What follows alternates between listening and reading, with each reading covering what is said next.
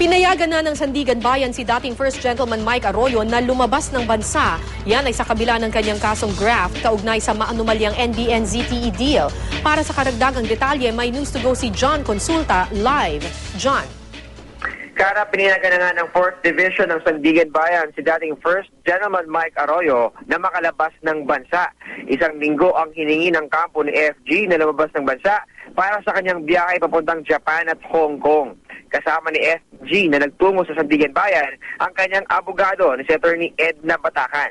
Ayon kay FG, masaya siya sa naging desisyon ng korte dahil di naman daw talaga siya flight risk at siguradong babalik daw siya ng bansa.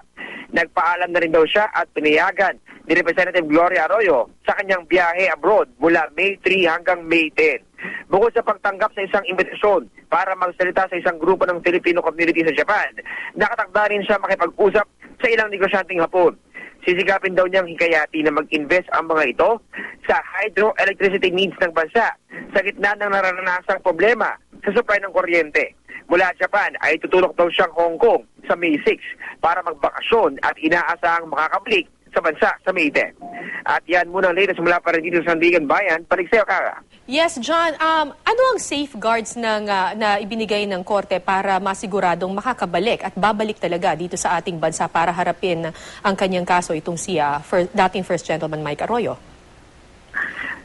Doon sa petisyon na inihain na Kara ng kampo ni FG ay ibigay nila na una sa lahat ay he has to be meted out with a ruling na he's still considered as innocent until proven guilty. At sinabi nga nila na meron naman daw siyang records before na lumalabas ng bansa at bumabalik. Kung kaya't wala naman daw dapat ikabahala ang korte na siya ay hindi nababalik nga ng bansa. Sa ganung basis ay pinayagan nito ng 4th Division at nangako by May 10 siya ay babalik dito sa bansa para harapin ang mga kasong isinampalaban sa kanya, Kara. Okay, maraming salamat sa iyo, John Consulta.